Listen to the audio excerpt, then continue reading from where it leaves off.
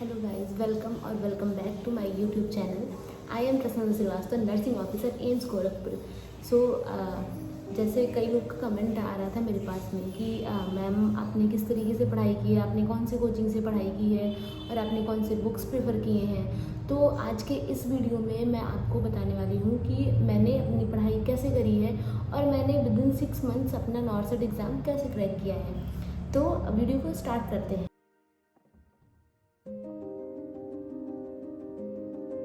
तो सबसे पहले मैं आपको ये बताना चाहती हूँ कि एक अच्छी कोचिंग आपके लिए बहुत नीडेड होती है। बहुत सारे लोग कोचिंग नहीं लेते हैं, बट मुझे पर्सनली ऐसा लगता है कि कोचिंग अच्छा लेना बहुत ज़रूरी है, क्योंकि वो आपको गाइड करता है। मतलब जैसे हम खुद से पढ़ रहे हैं तो हमें चीज़ें खुद से एक्सप्लोर करनी पड़ेंगी, बट कोचिंग आपको एक बेसिक गाइडलाइन प्रोवाइड कर देता है। तो मैंने अपना कोचिंग स्टार्ट किया था जुलाई में, और जुलाई से मैंने अपना कोचिंग स्टार्ट किया था। तो 6 आवर्स की मेरी कोचिंग क्लासेस होती थी। मॉर्निंग में 8 AM टू 2 PM मेरी क्लासेस होती थी। तो वो क्लासेस ख़त्म करने के बाद में एक आध घंटे रेस्ट करने के बाद फिर मैं अपना जो है शॉर्ट नोट्स बनाना स्टार्ट कर देती थी। जो मैंने अपनी क्लासेस पढ़ी हुई हैं उसको देख के कि मतलब क्या चीज़ें इंपॉर्टेंट हैं, क्योंकि टीचर्स जब पढ़ाते हैं तो वो बताते हैं कि लाइक ये टॉपिक इतना इंपॉर्टेंट है, ये टॉपिक इस नॉर्सेट से क्वेश्चन आया हुआ है इसमें।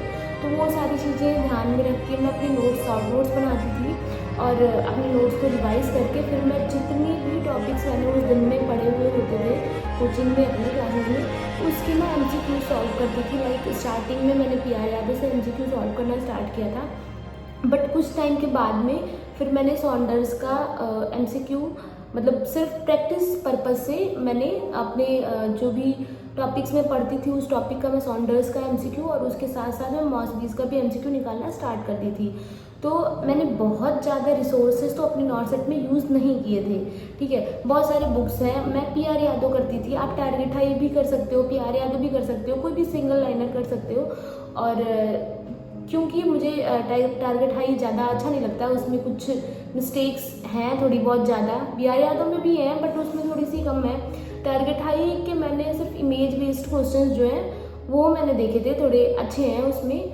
तो ये मैंने ऐसे अपना जो है पढ़ाई स्टार्ट किया था। तो विदिन 1-2 मंथ्स के बाद में जब नॉर्सेट 7 का एग्ज़ाम आया था, तो उस एग्ज़ाम के टाइम पे क्या हुआ था, मैंने एग्ज़ाम दिया और मेरी मेंस में जो है अच्छी रैंक नहीं आई थी, तो मेरा सिलेक्शन नहीं हुआ था मेंस में। प्रीलिम्स मैंने क्वालिफाई किया था।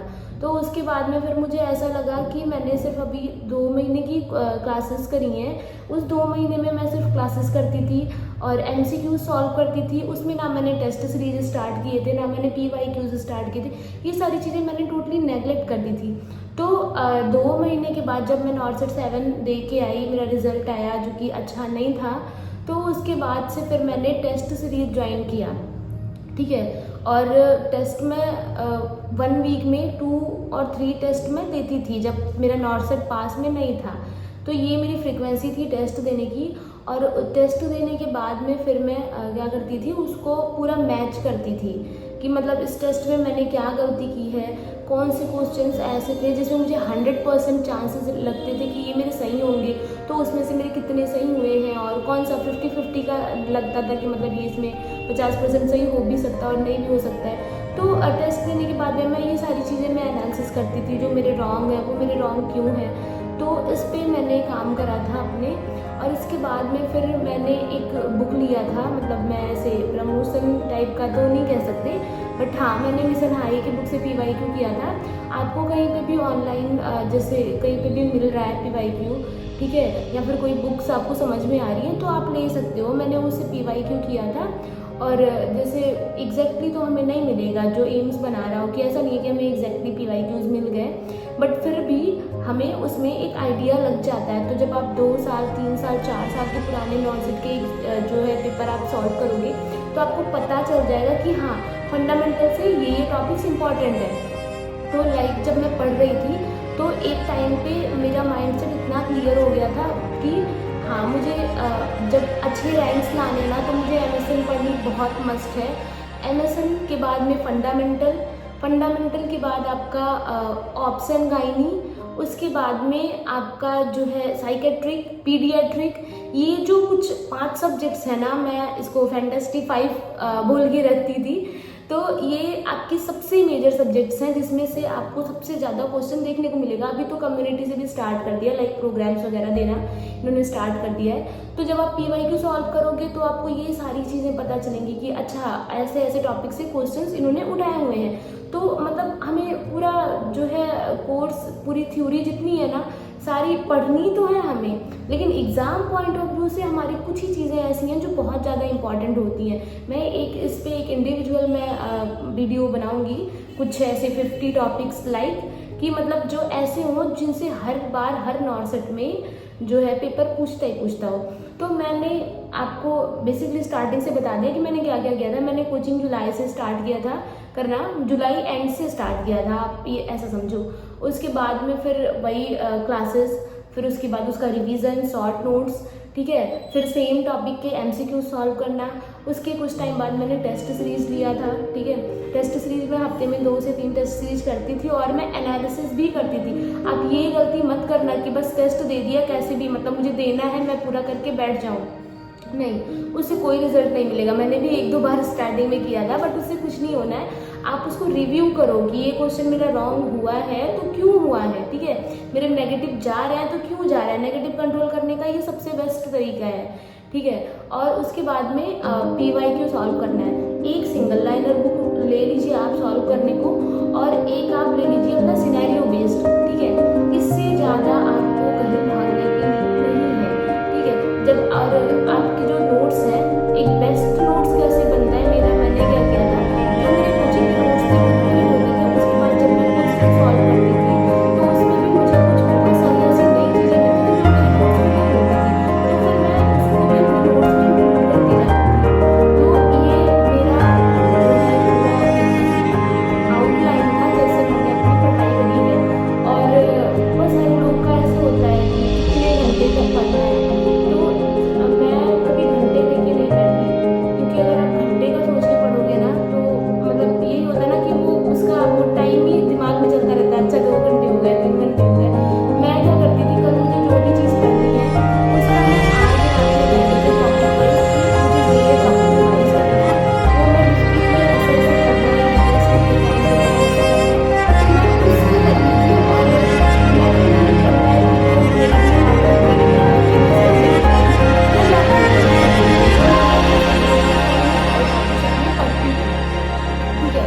और जो है जब आपके कोर्स ख़त्म हो जा रहे हैं, जब आपके पास में कुछ टाइम है ना, तो फिर उसमें क्या करना है, आपको बार बार आपके नोट्स जो है ना उसको रिवाइज करने हैं। मतलब आपका नोट्स सबसे गोल्डन चीज़ है नॉर्सेट के एग्ज़ाम में। इवन कोई भी नर्सिंग के एग्ज़ाम में, आप कोई भी नर्सिंग ऑफिसर का एग्ज़ाम देने जा रहे हो तो सबसे गोल्डन चीज़ होती है आपकी नोट्स। मतलब जितनी बार आप रिवाइज कर सको उतनी बार आप रिवाइज करो, जो मेरे लिए वर्क किया है। मतलब मुझे तो रिमेंबर नहीं होगा कि मैंने अपने नोट्स कितने बार रिवाइज किए हैं, अप्रॉक्सीमेटली 8 to 10 टाइम्स तो मैंने रिवाइज, उससे ज़्यादा ही किया होगा मैंने रिवाइज, मतलब बहुत बार।